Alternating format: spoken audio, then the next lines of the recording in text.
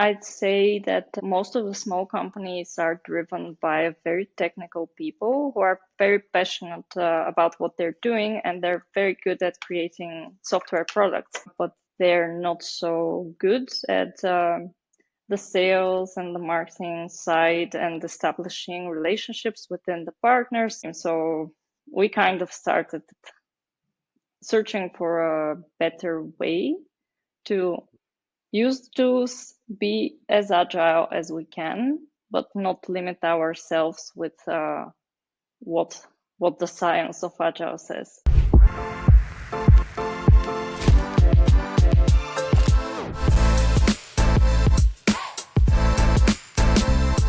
All right, let's start first with a little bit of introduction. I'm Teodora. I'm with the Atlassian ecosystem for 8 years now. So I've been part of 4 vendors until 2023, which was the moment I left my final vendor and decided to start fun in companies with my best friend and ex-coworker Andy, also known as Funman Andy, which will definitely ring a bell to some people in the ecosystem. And the whole funning thing was entirely his idea, starting from the desire to bring more joy and fun in the workplace, which is something that we all crave from our past experiences when we were part of smaller companies, which are known to be more cozy and comfortable to work with. So the bigger the company, the harder to have some fun while working in it. And by showing people that they can be efficient with their processes, we strive for making this, for actually creating this fun environment within the company. So people being more efficient, being more productive, feeling more accomplished with the things they do. And then this often results in they being happier at work and outside. So that's our general idea. But what we actually do is we currently help other companies with eventing and networking, and we improve their sales processes by their road to scaling. So that's currently where we are at. Mm-hmm. And how We does see that tie what into the Atlassian ecosystem? Because I know you're a Atlassian creator, you're pretty active within the community, and I know you host a lot of events. So how does the Fun Inc. part kind of tie into Atlassian?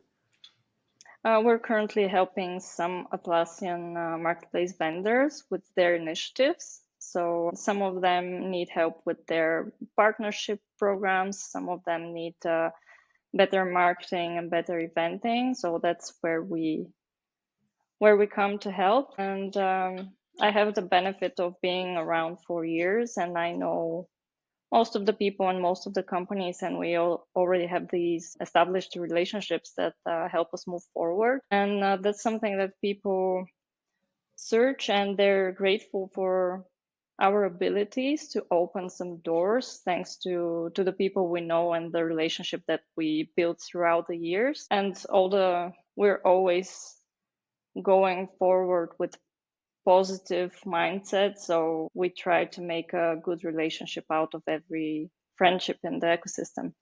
And yeah, that's my favorite place to be, is the Atlassian ecosystem. So outside of my official work, I just love writing things about products, being aware with the latest updates, taking some of the free courses, just browsing around.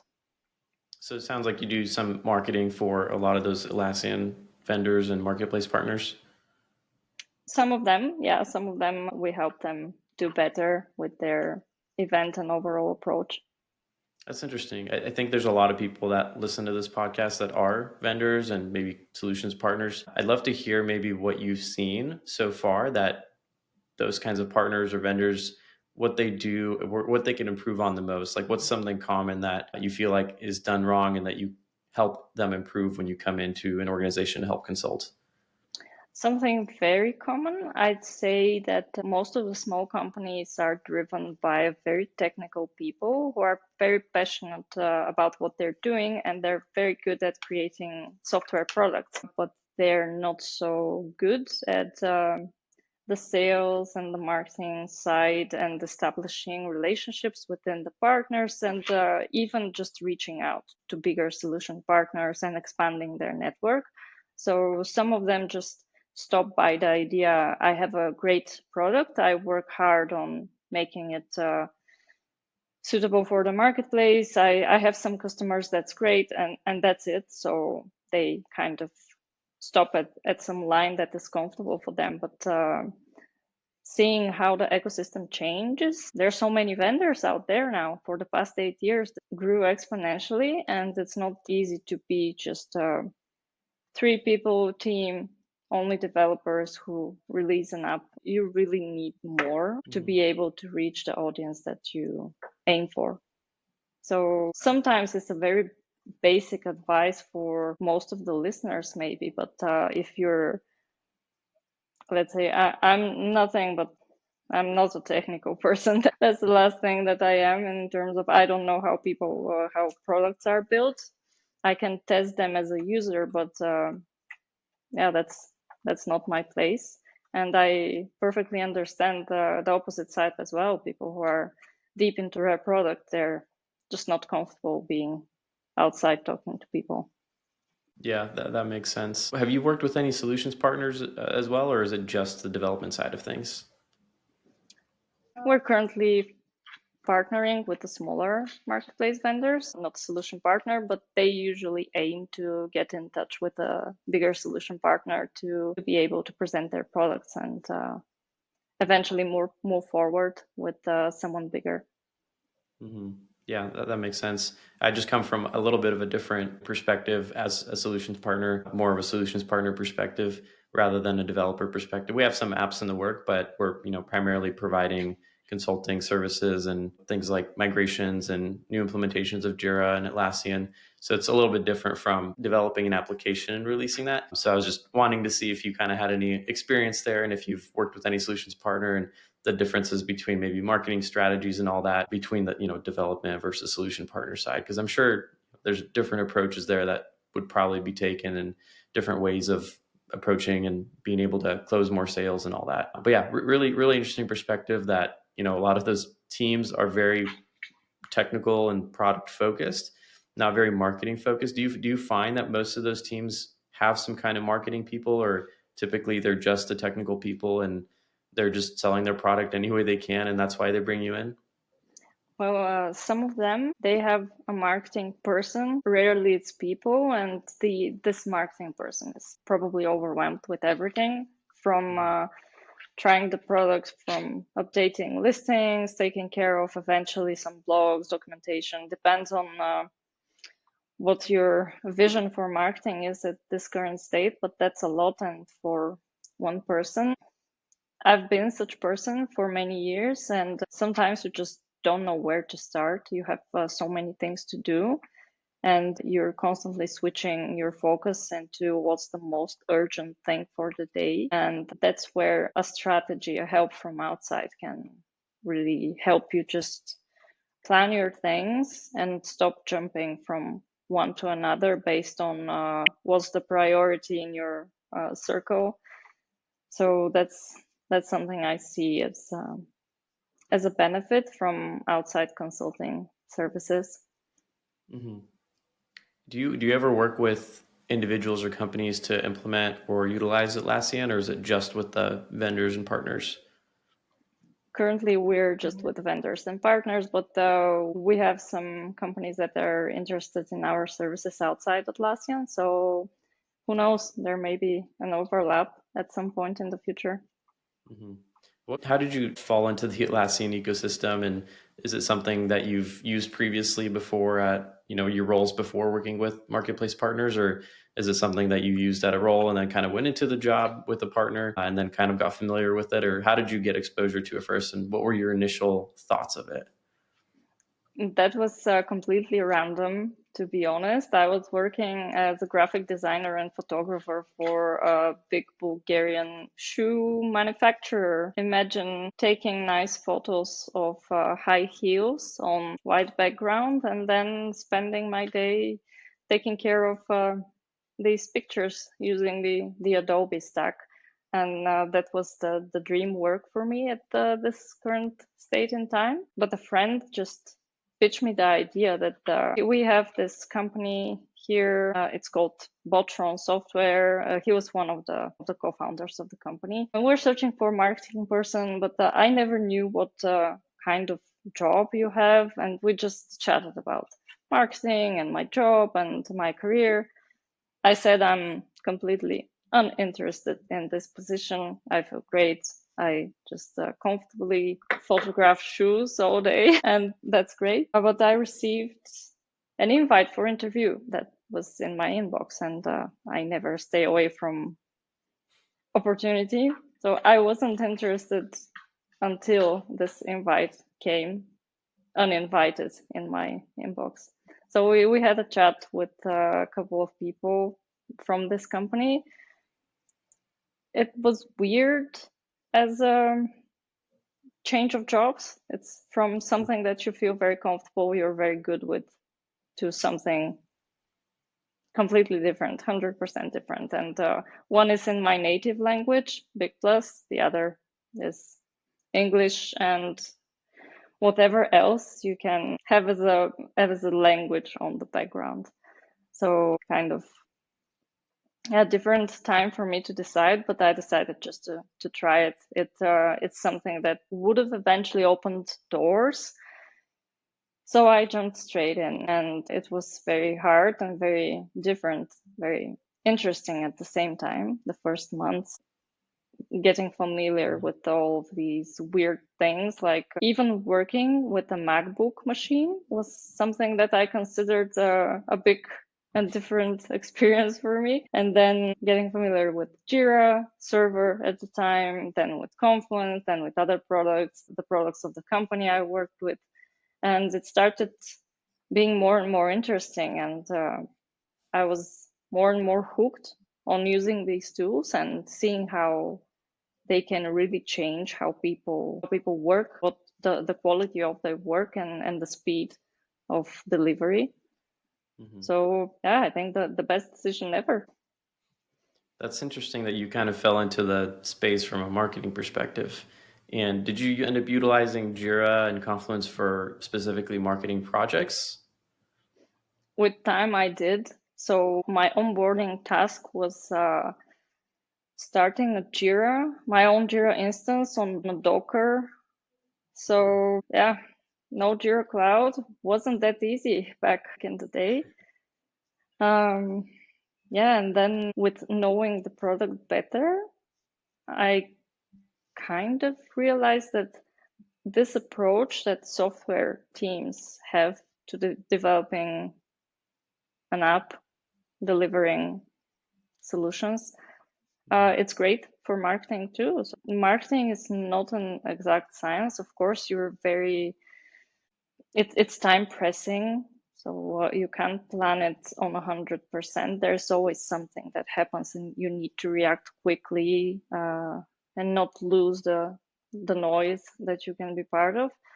But still, there are some things you can predict. There's some things you can plan. And having the same focus as the software team who are committed to delivering something in 2 weeks' time turned out to be a good start for our marketing team and good So were approach to you the whole were you thing. using sprints for a marketing team at the time? We started using sprints to match the software team's reviews. So we were also part of the review process, which was very cool, sitting with everyone, with the development teams, they're reporting on their progress, and then our completely different reports on progress that no one cares about, but we're there, and it felt very good.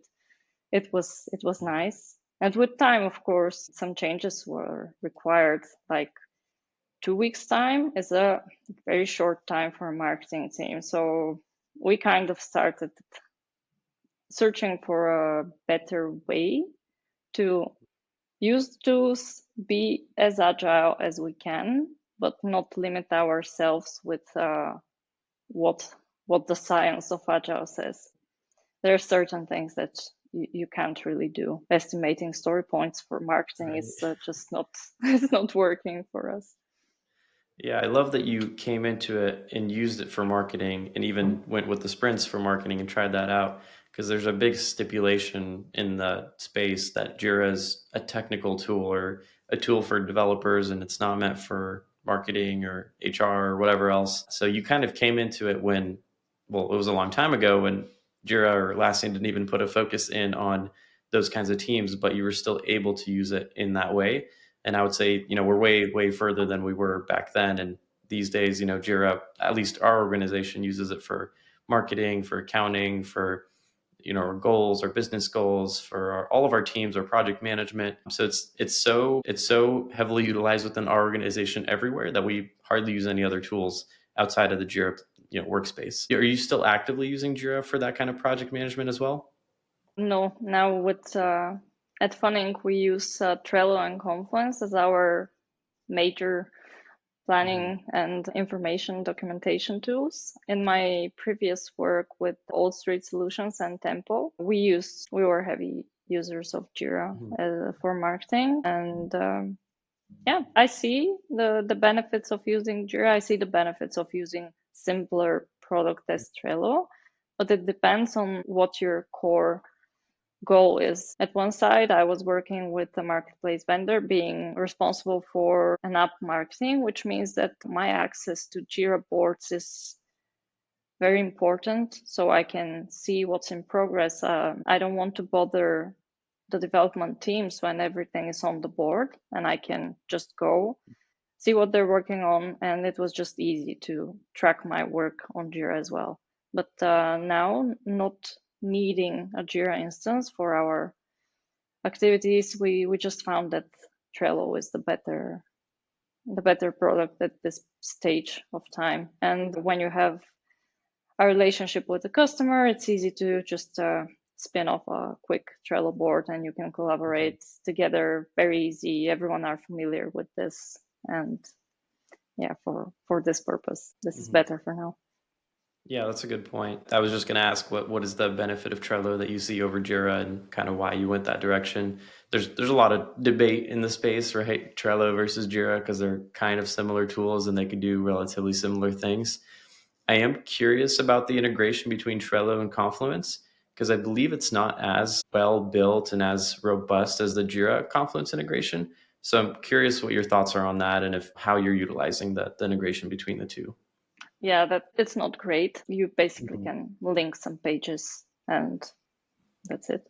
Of course, there may be more. I'm not the best user. I try my best to be efficient with Trello, but fun man Andy, he's the king of the Trello usage, and we're reaching out for Brittany quite often to ask some Trello questions. For now, I see many built-in macros for Trello missing in Confluence. I would love to have this ability to create cards from my page or link more things smoothly. But let's say at this point of time, attaching a page on a card is a good progress, considering the fact that you Mhm. may even lack this feature. We work with what we have at the moment.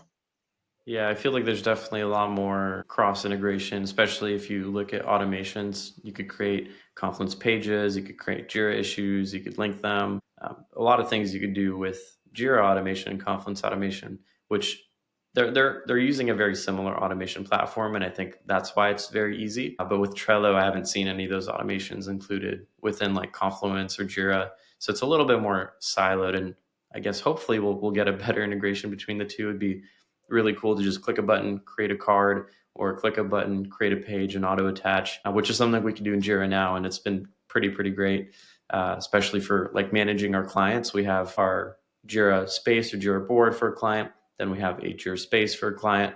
We have those linked together. We have the space that shows up entirely inside of Jira. So there's a tab inside of a work management project that gives you the ability to see like a structure or page structure or a space for Confluence. So you kind of never even have to leave Jira, which is really awesome. But yeah, I think Trello is kind of lacking in that integration, which is one of the biggest reasons I am kind of not too inclined to use it just because of that integration, and we use Confluence so heavily. But I do understand the appeal of having a more open board and not necessarily having strict or complex workflows. You just create a column, give it a name, and you're good to go. And it's as simple as that. So I do see the appeal of that. But with that, I feel like we also, with that customization flexibility, you also run into some limitations in terms of, like, let's say I don't want someone to move a card from one column to another, but everybody in the organization has that permission to do so. Do you find any kind of limitations or restrictions like that within Trello just because of the openness? Currently, we're too small to have such issues. We're currently at 3 people in the company, so it's quite easy to use it. We do have some limitations that we have apps for, so we use Crumble and Hello Epics to make work more structured in Trello. You want to have something like a parent-child connection. If you have a bigger initiative that is the parent, then we need some visual cue, which are the connected cards. So this is something that we use. Trello is great integrating with Slack. I give the benefit here. It's great to have some automations running that pop in Slack, and we can discuss every card with a Slack thread, which is a nice thing to have. But we'll see. I expect with the team getting bigger, we may face some challenges that need third-party apps. Yeah, now that I think about it, it's interesting that you went from a 2-week sprint development style board for marketing to Trello, which is kind of the opposite of that. It's because of the flexibility and openness. Are there any parts of that workflow that you miss or that you maybe still utilize today that you felt like were really great from a marketing team perspective that you kind of pulled over and utilized in your workflow today? Compared to Jira with Trello. With like the workflow that you had with the 2-week sprints and maybe tighter deadlines and just the general work style. Yeah, I try to keep some of that with setting up deadlines or doing some monthly cadence type of planning and execution of events.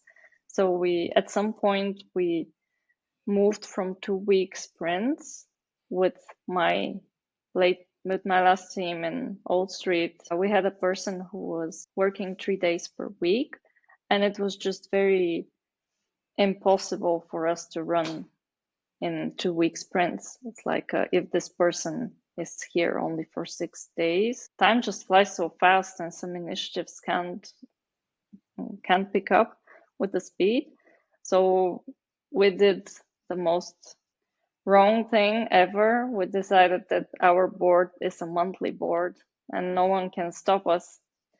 So our sprints were 1 month long, and every sprint has its own theme. Mm-hmm. So let's say February, we're working on a certain feature. That's the name of the sprint. We're focused on this, and we want to close this from start to the end of the month. So that was a great goal. It worked very well, and we were also comfortable with the thought that we have a month, we have a theme. We planned it very well at the beginning of the month. So everything is on the board. Everyone has their tasks there. It's all there. It's visible what's in progress, what's not. So this is something that I still for myself try and continue doing as one-man marketing team again. Mm-hmm. But even if it's on my paper notebook, I still have some time frames and some deliverables that I want to finish in a month's time or in 2 weeks' time, or depending on the situation. But I think deadlines and planning, these are the 2 very, very important things. I'm not a waterfall type of person. This is, if it's waterfall, for me, it means that it's a lost cause. It gets lost in the mix of things. Yeah, I understand that for sure. How do you use Confluence on like a day-to-day basis? Is it mostly for documentation, or do you do any kind of tracking or tasks in there? It's almost everything except for tracking the tasks. We're tracking the tasks on Trello. So there we have our customized columns that have every possible status a task can have. And Confluence is mainly for collaborative efforts like blogs, documentation, internal team playbook kind of thing, internal blogging for latest news, assets like visual assets, branding, websites, every activity, client delivery activities. We have space for every important thing. And we usually aim to have a space. Let's say our latest space is called blog. This is where I write. It's structured in a way that blog is the home, and then you have all the folders and child pages that are years, months, topics, whatever. But we don't want to mess this with the put it somewhere in marketing and you have folder under folder under folder under page tree and you wonder what's happening. Also, we aim to have a board for this. So if you have a space that is important, you need to have a board for it. Mm-hmm. So we track on the board and everything is written in Confluence in the relevant space. Do you ever use the action item in Confluence to assign like little items or maybe meetings that you have action items for those meetings? If you do, how do you decipher like whether it's an action item or a board item for Trello? Yeah, we utilize the meeting notes fully. So we track our weekly calls in Confluence. We do have some tasks and action items, but it's based on discussion, which is the most important, and what needs to go as a task and what can stay there as just a Confluence comment.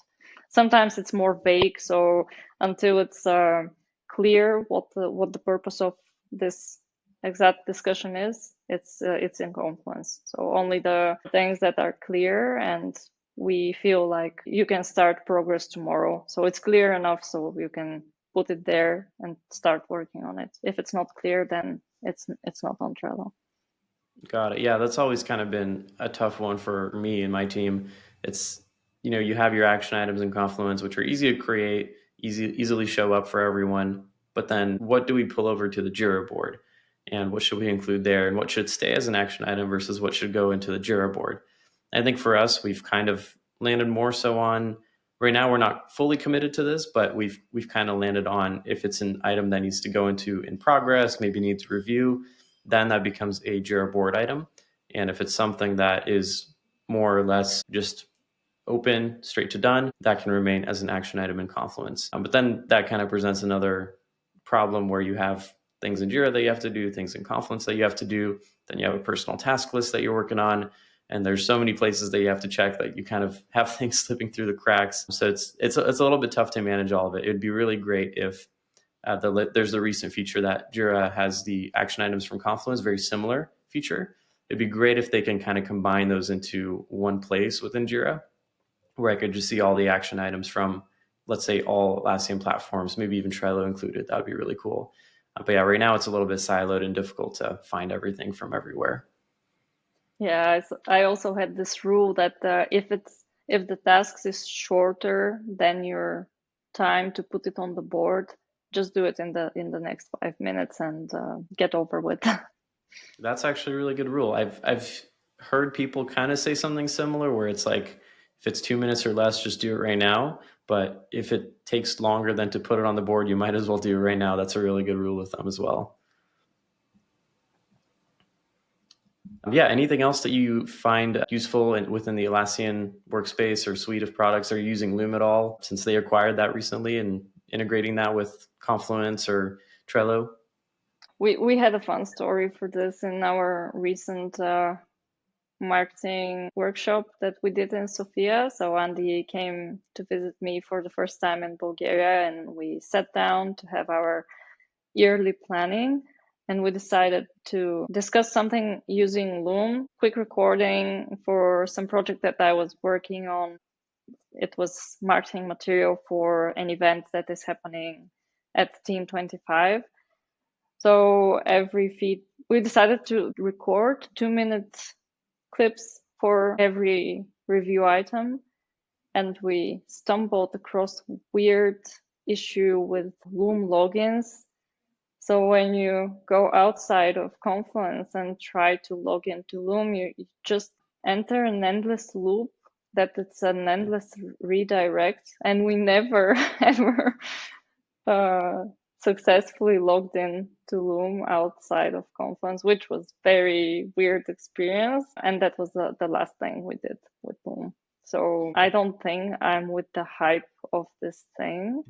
We have so many other things that we make recordings with. We use Google Meet now, but yeah, imagine Google Meet, Zoom, everything that you can make recording with, and then you have Loom including, and you have no idea which recording is where and what you used last time.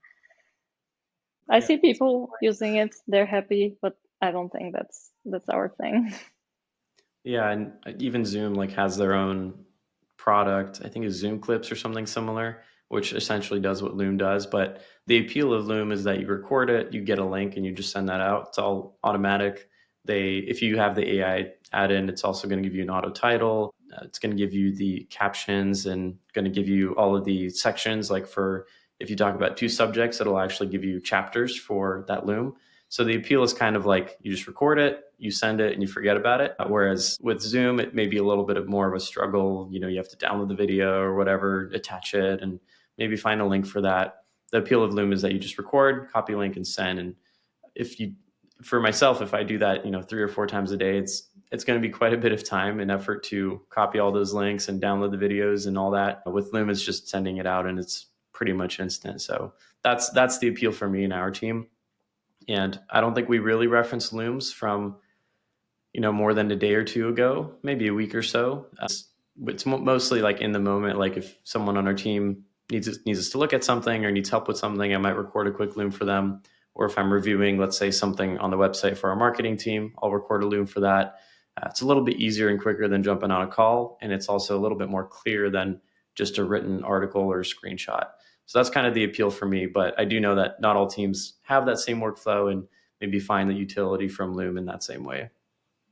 Yeah, and also for a smaller team like ours, we're quite efficient at this point in time. So we try to be fast and resolve things fast and not just avoid dragging something so long or not having the time to pay attention. So you need to record yourself and send to the others. Yeah, that's a good point. Yeah, we'll see. Growth is something that changes things in unexpected ways. Yeah, for sure. Yeah, I mean, if I were you, I'd probably give Loom one more shot, see how it works, and see if it's useful at all. If you don't like it, that totally makes sense. And you never know, you might find some utility out of it after using it a couple times and creating some documentation or sending some kind of review. Usually I suggest someone to try it at least a couple times until they kind of get used to it, and maybe then they'll kind of use it, or in some cases they just don't find the utility. Yeah, and also it's built in, so at some point, whatever is built in, or you have in a handy icon in the space you work in, that's the winner most of the time. That's true. Currently, yeah, I'm very hooked with my Atlassian Intelligence helper that can help me summarize transcripts that is 20 pages long for an hour and a half meeting. That's super useful. Just removes so much pain when we discuss something like blogs or some written content. For me to go through all of this is so much time of hard work and reading. And now I can just quickly summarize or pull only part of the conversation. So I find this very, very useful. Yeah, I use it here and there. Feel like not as much as I should. I end up kind of just going to ChatGPT most of the time because I'm most familiar with the way I prompt in there and the usability of just kind of copying and pasting whatever I need. But there's a lot more context within Atlassian Intelligence for sure. I think I need to take the time to like sit down and actually find out how I can use it more. But I feel like I haven't used it enough to find the, really good utility on like a daily workflow basis. Yeah, well, thank you so much, Teodora, for jumping on. Where can people find you, your company, if they're interested in your services and what you're doing?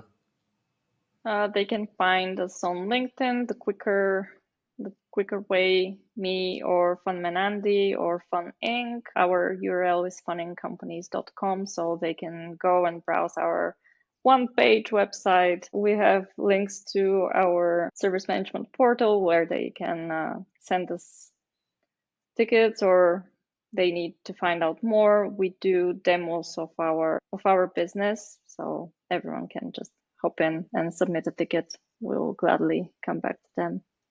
Mhm. Awesome. Well, thank you so much for jumping on, joining the conversation, and sharing some of your experience from a marketing perspective. I think that was really great to have.